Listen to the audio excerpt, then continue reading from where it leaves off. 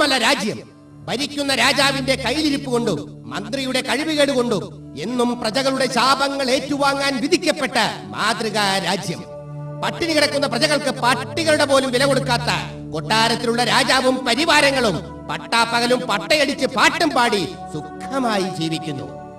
2005 December 26 ലോക ജനതയെ ഞെട്ടിച്ച ആ ബ്ലാക്ക് ഡേ, കറുത്ത ദിനം.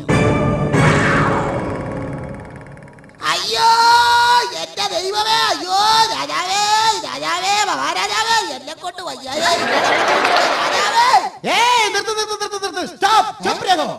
താൻ ആരെയാണ് വിളിക്കുന്നത്? രാജാവിനെ. നിന്റെ കൂട്ടുകാരൻ രാജീവിനല്ലോ. രാജാവിനെ വിളിക്കേണ്ട പോലെ വിളിക്കണം, എന്നാലേ പിശാച് വരൂ. ഞാൻ വിളിച്ചു കാണിക്കാം. എന്നാ വിളി? കൊണത്താപ്പള്ളി മാമലദേശം വാഴും. ഓ പിന്നെ രാജാതിരാജൻ, പട്ടി, വില്ലാതിവീരൻ, തെണ്ടി, ചോളാതി ചോളൻ, മന്മത മതോന്മത്തം മധുരാജ്യപ്രിയൻ മന്മതരാജനിതാ എഴുന്നള്ളുന്നേ.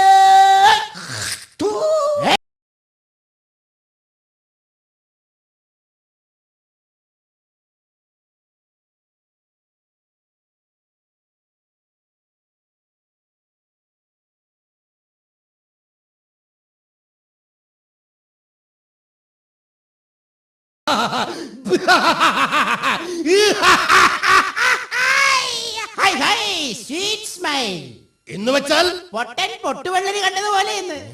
Sorry for the distribution. മജാഹാരാവേ. എന്ത്? മഹാരാജാവേ, അങ്ങ് പുറത്തു നടക്കുന്ന ബഹളങ്ങൾ വന്നത് കേട്ടോ? ഇല്ല, നാം ഒന്നും കേട്ടില്ല. നാം പള്ളിക്കക്കൂസിലായിരുന്നു. അതിനകത്തെ ബഹളം കാരണം പുറത്തെ ബഹളമൊന്നും കേൾക്കാൻ കഴിഞ്ഞില്ല. എന്റെ മഹാരാജാവേ, അല്ല മഹാരാജാവേ, സുനാമി വന്നു, സുനാമി.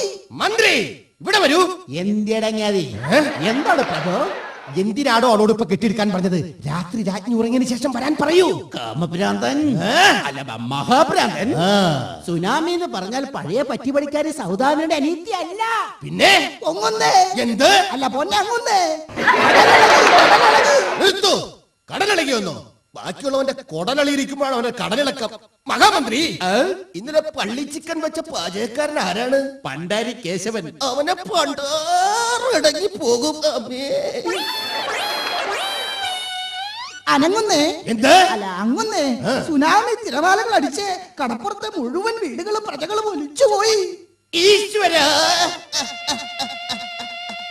ഇതെന്തൊരു SSLC പരീക്ഷ!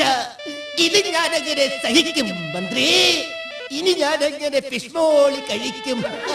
ഫുൾ ഡൗൺ രാജാവേ, full down, full down. Mahamantri, ഇതെങ്ങനെ സംഭവിച്ചു? അത് എന്നോടാണോ ചോദിക്കുന്നത്? കൊട്ടാരം ഭൂഗർഭ ശാസ്ത്രജ്ഞന്മാരെ വിളിച്ച് ചോദിക്കും. ആരെവിടെ? അവിടെ കാര്യമില്ല, പറഞ്ഞോ. എത്രയും പെട്ടെന്ന് കൊട്ടാരം ഭൂഗർഭ ശാസ്ത്രജ്ഞനെ വിളിപ്പിക്കൂ. പ്രഭു, ഭൂഗർഭ ശാസ്ത്രജ്ഞൻ ഇവിടെ ഇല്ല. പുള്ളിക്കാരന്റെ ഭാര്യ 12ാമത് ഗർഭിണിയാണ്.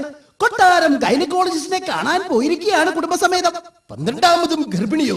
അതെ പ്രഭു, 12 o'clock. മന്ത്രി, അയാൾ ഭൂഗർഭ ശാസ്ത്രജ്ഞനോ അതോ സ്ത്രീ ഗർഭശാസ്ത്രജ്ഞനോ? മഹാരാജൻ, ശാസ്ത്രം തോറ്റു, ശാസ്ത്രജ്ഞൻ ജയിച്ചു. നടരാജൻ. എന്ത്? അല്ല മഹാരാജൻ, അങ്ങേക്ക് വിഷമം തോന്നില്ലെങ്കിൽ അങ്ങേ വിഷമിപ്പിക്കുന്ന ഒരു കാര്യം ഞാൻ പറയാം. എന്ത്? എനിക്ക് വിഷമമുണ്ടാക്കുന്ന കാര്യമോ? അടി വരുന്നേ. അയ്യോ! അല്ല അവിടുന്ന് രാവിലെ മോർണിംഗ് വാക്കിനിടയ്ക്ക് പള്ളിപ്പരദൂഷണം പറയാൻ ബീച്ചിൽ പോയ നമ്മുടെ രാജ്ഞിയെ സുനാമി തിരമാല കൊണ്ടുപോയി പ്രഭേ. സത്യം? സത്യം. ബടന്റെ അമ്മയാണ് സത്യം. സത്യമാണെന്ന്.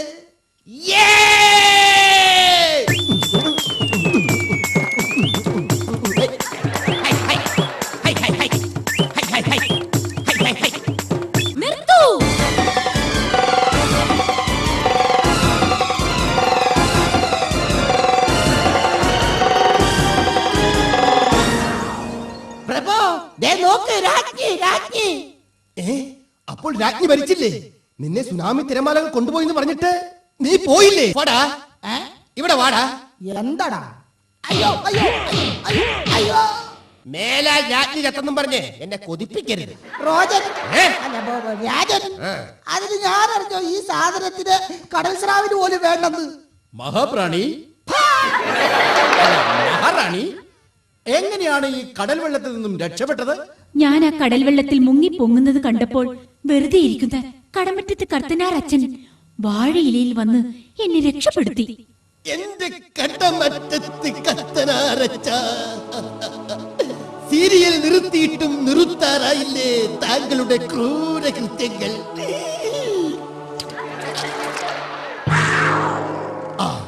അല്ലയോ മഹാറാണി, എന്താ പ്രാണനാഥ? ഇത്രയും നേരം കടൽ വെള്ളത്തിൽ കിടന്ന് കുതിർന്നതല്ലേ, പോയി പള്ളി നീരാട്ട് കഴിഞ്ഞു വരൂ. പ്രാണനാഥ, Tell me. ഞാനിനി കുളിക്കടവിലേക്ക് പോയിക്കോട്ടെ? പൊയ്ക്കോളൂ പൊയ്ക്കോളൂ. മന്ത്രി, എന്താണ് പ്രഭു? രാജ്ഞിക്ക് കുളിക്കുന്നതിനുള്ള ഏർപ്പാടുണ്ടാക്കൂ. ഉത്തരവ് പോലെ.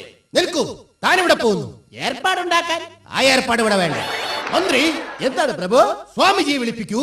മഹാമാന്ത്രികൻ, യന്ത്രതന്ത്ര കുതന്ത്രൻ, സ്കൂളിലെ കഞ്ഞിവെപ്പുകാരൻ, മുനിസിപ്പാലിറ്റിയിലെ തൂപ്പുകാരൻ, കൊട്ടാരത്തിലെ പ്രശ്നം വെപ്പുകാരനായ കുക്കുടാനന്ദ കുരുമുളക് സ്വാമി തിരുവടികളിതാ എഴുന്നള്ളുന്നേ.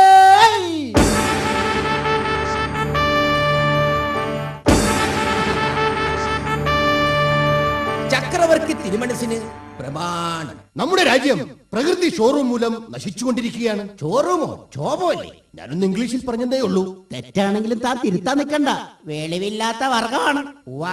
മഹാരാജൻ, എന്തുകൊണ്ടായിരിക്കും നമ്മുടെ നാട്ടിൽ ഈ പ്രകൃതിക്ഷോഭം ഉണ്ടാകുന്നത്? എടോ മന്ത്രി, എന്താണ് ചെയ്താനെ? അല്ല സുൽത്താനെ, ഇതറിയാൻ വേണ്ടിയല്ലോ നമ്മൾ ഇയാളെ വിളിപ്പിച്ചത്. അതറിയാനല്ലേ തന്നെ വിളിപ്പിച്ചത്? ഓ, ഞാനതങ്ങ് മറന്നു. മഹാഭ്രാന്തൻ, ഞാൻ എന്താണ് ഇപ്പോൾ ചെയ്യേണ്ടത്? കബഡി നിരത്തു.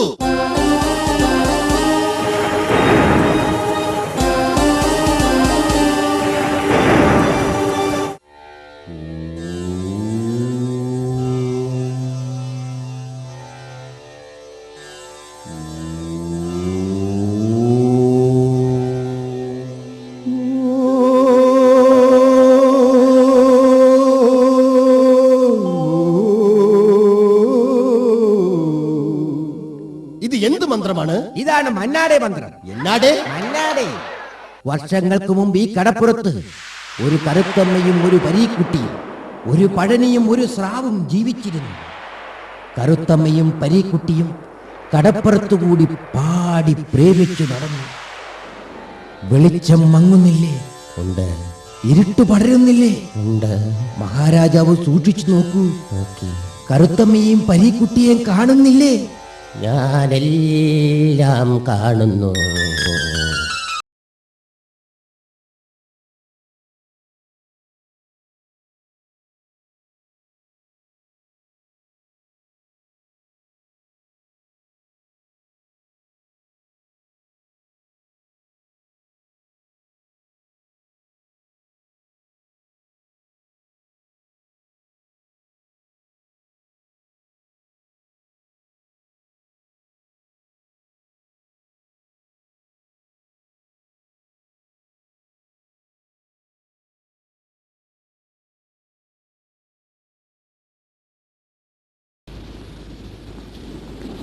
ഇതുവരെ നാം ഒരുമിച്ചായിരുന്നു.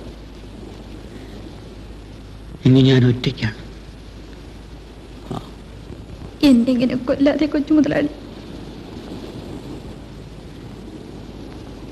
കറുത്തമ്മ പോയാലും ഈ കടപ്പുറത്തൊന്നും ഞാൻ പോവില്ല. എന്റെ കൊച്ചു മുതലാളി, എന്തിനാ നമ്മൾ കണ്ടുമുട്ടിയത്? ദൈവം പറഞ്ഞിട്ട്.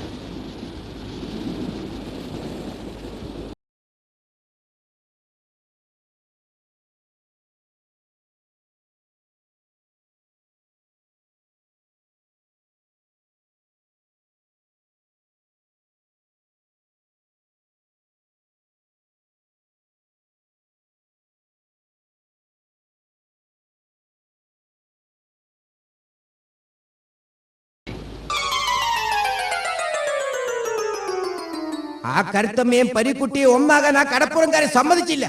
സ്വന്തം കാമുകനായ പരീക്കുട്ടിയെ ഉപേക്ഷിച്ച് കരുത്തമ്മ പളനിയെ കല്യാണം കഴിച്ചു. അവർ കൊന്നാകാൻ കഴിയാതെ പോയ സങ്കടത്തിൽ അവർ ആ കടലിൽ ചാടി മരിച്ചു. കടലമ്മ കലിതുള്ളി വിറച്ചു.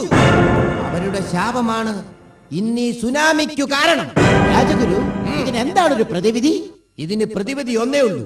ഈ നിൽക്കുന്ന മഹാരാജാവ് പുറംകടലിൽ പോണം. ആമിന്തിന് പുറംകടലിൽ പോണം. ആരെവിടെ? കടലിനോട് ഇങ്ങോട്ട് വരാൻ പറയൂ. പോങ്ങൻ രാജാവ് കടൽ ഇങ്ങോട്ട് വന്നിട്ടല്ലേ ഈ പ്രശ്നം മുഴുവൻ ഉണ്ടായത്. അത് ശരിയാണല്ലോ.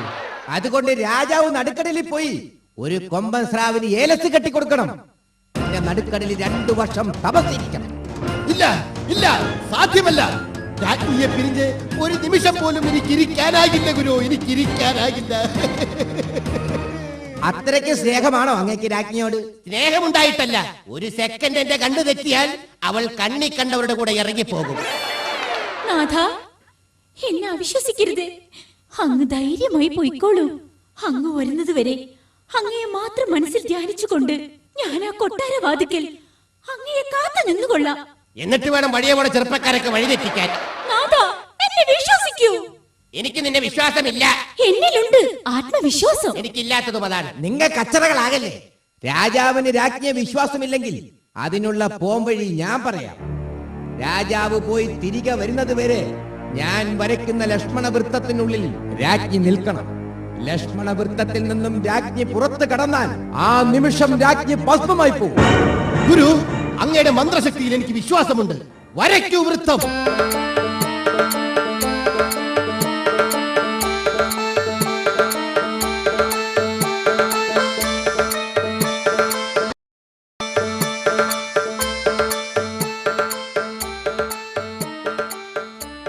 രാജഗുരു, ഞാൻ പുറപ്പെടുകയാണ്. അനുഗ്രഹിച്ചാലും. പ്രിയതമേ, കാറ്റും കോളും നിറഞ്ഞ കടലാണ്. കാറ്റ് പോകാതിരിക്കാൻ എനിക്ക് വേണ്ടി പ്രാർത്ഥിക്കണമേ. നാഥ, അങ്ങ് പോയി വന്നാലും ഒരിക്കലും അങ്ങയുടെ കാറ്റ് പോവില്ല. പോയി വരൂ മഹാരാജൻ. ആയുഷ്മാൻ ഭവ.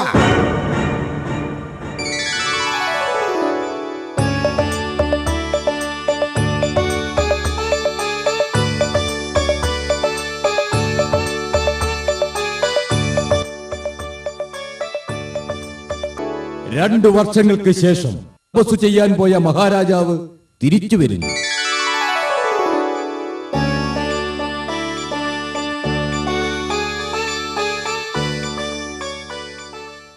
റാണി, റാണി, മഹാറാണി, ഞാൻ തപസ് കഴിഞ്ഞ് വന്നു റാണി. ഞാൻ കൊമ്പന്റെ അരയിൽ ഏലസ് കെട്ടി റാണി. എന്ത്? റാണി ഇപ്പോഴും ലക്ഷ്മണ വൃത്തത്തിനകത്ത് തന്നെ നിൽക്കുന്നുവോ? ഹോ, ഞാൻ എന്റെ റാണിയുടെ പാതി വൃത്തത്തെ അവിശ്വസിച്ചു. എനിക്ക് മാപ്പ് തരൂ റാണി, മാപ്പ് തരൂ, എനിക്ക് മാപ്പ് തരൂ. നാഥ,